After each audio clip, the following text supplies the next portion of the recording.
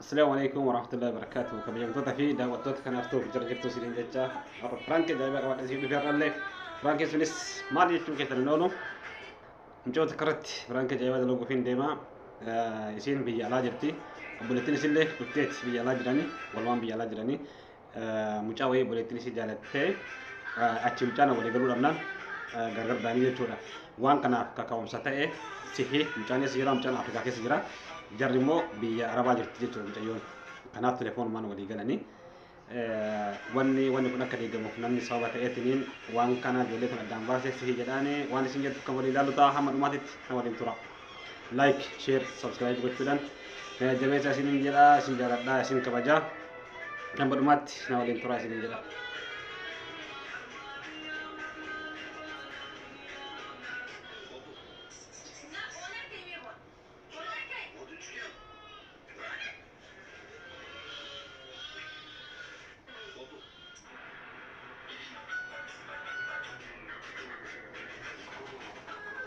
Bilbilee fi jira kaasaan jirtu. Hello. Assalamu alaikum warahmatullahi wabarakatuh. Waalaikumsalam warahmatullahi wabarakatuh. Nagame kam? Nagaa akkam fayyaadha? Allah alhamdulillah. Nagaa harka jirtaati. Jira alhamdulillah akkam. Allah alhamdulillah. Nagaa akkami samoonni telefoon illee kaawwatu si bilbilaa ture hin kaastu garuu. Hojjetu jira sayyaan wallaa biiftan. Ayyee. Salmaan faduu kiyya malee. Si qofaa miti si obboleettii teessilee bilbilee beektaan jala kaasuu dhiitte sillee maaliif hin beeku akka kanaaf kaasuu dhiitte.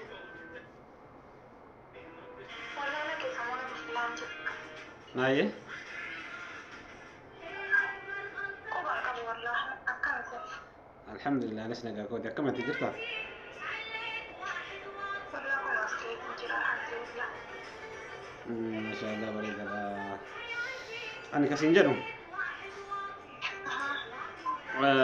Mucayyoon jechuun mucaadhaan dura inumaayyuu maatitti ergachuu ennaa maaliin aan jedhe mucaan kun immoo kaleessoo dhageetti hin jedhu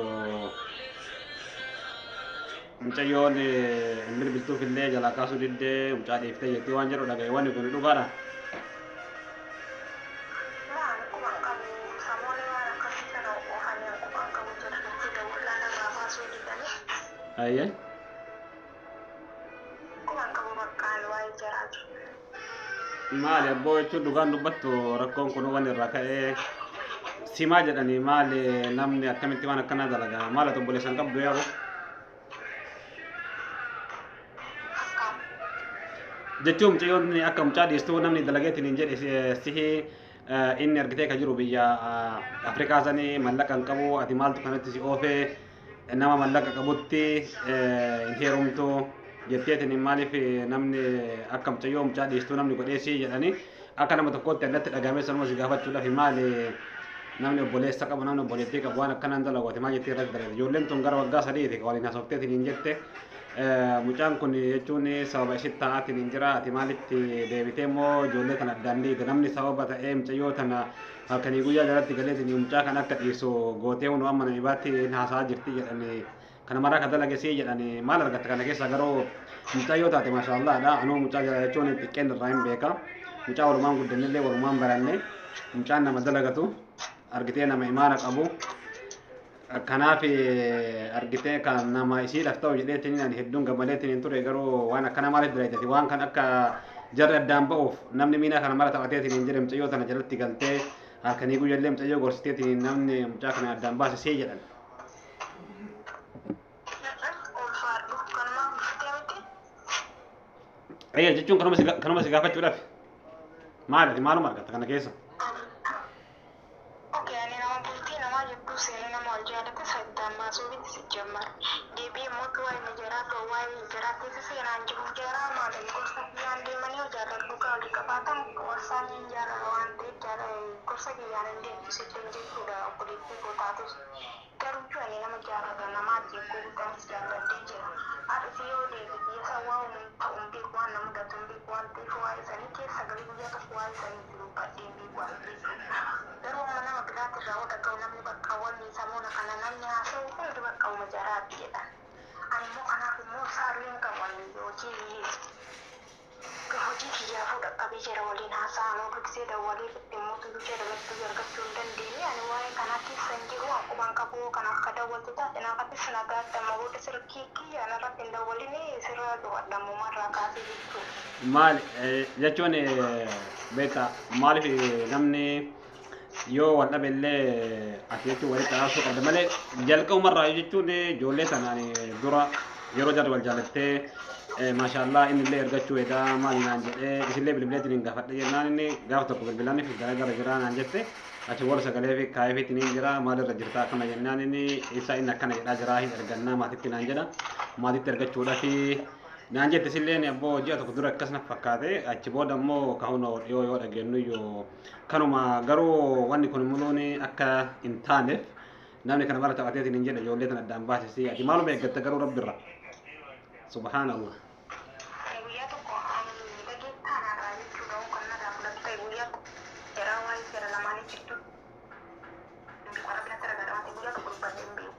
Maaliif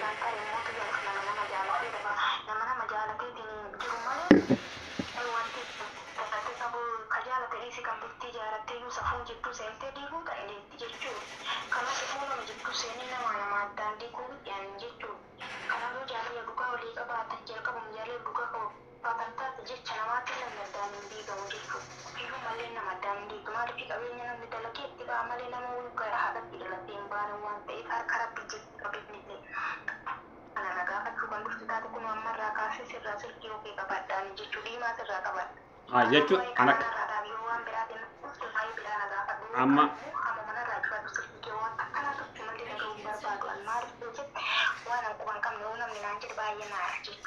amma rakkoo qabda bara amma kasilolchiisu kun rakkoo qabaachuu kan keeti maaliif osoo rakkoo qabaachuu baatte sirkii sirratti cufaa akkasiin jettu maaliif wanni kana mara silolchiisee lammatan irratti bilbilanii sirkii sirratti cufadhaa wanni silolchiise maal ta'e akka nama tokkootti si gaafadhe isilleen argitee naaf obboleettidha atillee naaf obboleettidha maali yoo isiin bultii jaalattee isin jette naaf gammachuudha garuu ati maaliif waan akkanaa dalagdee amma afaan mi'eeffattee raawwattee hanquban qabu maali jecha fola sirriitti fadha maanni si jechisiisu dalaga kan keessan mul'isa beektaaf waan ati dalagde jara kan jechuun akka jarra addaan boof miinaa kana mara taphachuu kan ka'e kun guutuun guututti mul'isa kanaaf waan akkanaa keessaa ati wanni uummanni argatu tokko illee hin jiru garuu ani waan ati eeggattu waan itti buutu kamalaalu ta'a.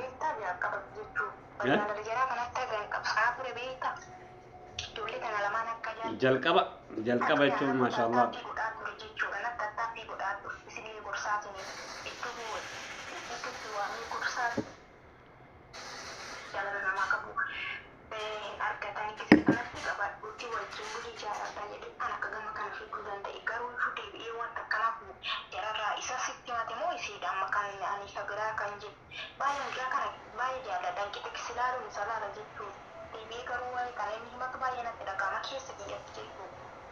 Kanaafuu jechuun nama kana maraafuyyuu ati yoo amma afaan toltee akkuma nama waaquma hin qabne akkuma waan dalaginii kana yoo haasoftu maashaallah sirraa bareeda garuu wanni ati dalagde faallaa amma haasoftu kana maaliif namni dhoyfattee mucayyoo tana ganama gargarallee ani beektaa dhiyoo tana itti haasa'ee jennaan rabbi keerii haa godhu waan kamara booma rabbi tolcheetu tola waan ta'u natti fakkaannee naan jette hayi maal haasoo kan keetii inshaallah rabbi walitti isin haa qabu jedhaniitu waan irraa cufadhe atamma wanni kun dhugaan baay'ee natti dhagame waan kana dhageetiin yoo jedhu waan akkanaa eenyu akkana dalage namni murruun kanuma haasa'am eenyu akkana dalage hayi bare biiftuu akkana dalage akkamitti dalagaa biiftuutti bismillah.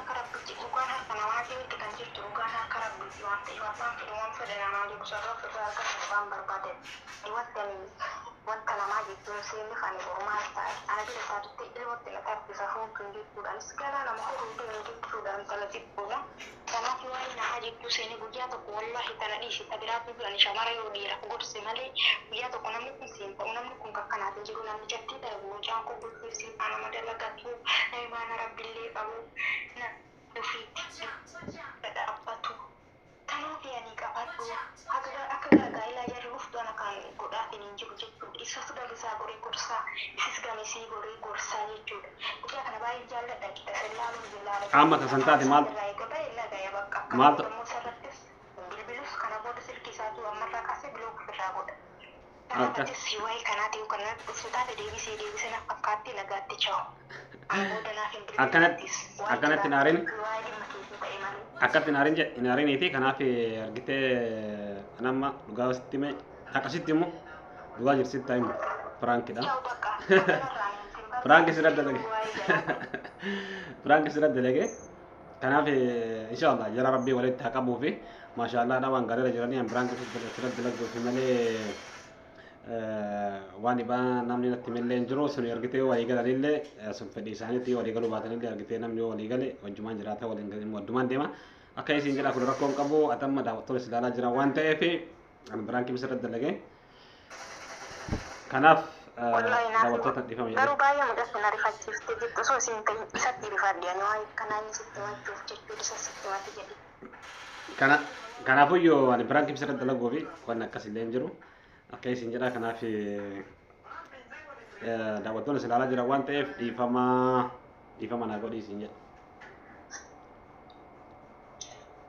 Assalamu alaikum warahmatullahi wabarakatuh. Warroota musliimaa shamaara kafuun warroota amantaa birallee dhiifama si godhetti jira. Isinis dhiifama naa godhaa fi isin jedha. Assalamu alaikum warahmatullahi wabarakatuh. Akkasii hedduu galatoome. Kanaaf namni waa hedduu irraa bara qabeetta bakka namni jirurraa namni kun jechuun bakka akkana jira jedheeti namni waan akkanatti irraa waa hedduu barata. Akkasii isiniin jedha daawwattoota fi kabajamtoota kiyya isillee dalagaa jirti natti fakkaate achi waamaa jiranii cufattee deemtee jirti. Akkasii dhiifama naa gootee jirti isiniin jedha viidiyoon kun yoo isin tolee isiniin jedhe laayik sheer sabskiraayib gochuudhaan jabeessaa isiniin jedha chaanaalli akkuma isiniin jedhe chaanaala haaraa waan ta'eef laayikii fi sheerii godhuudhaan bira dhaabbadhaa isiniin jedha. Amma viidiyoo baatii walitti deebinutti. Assalamu alaikum warahmatullahi wabarakatuh.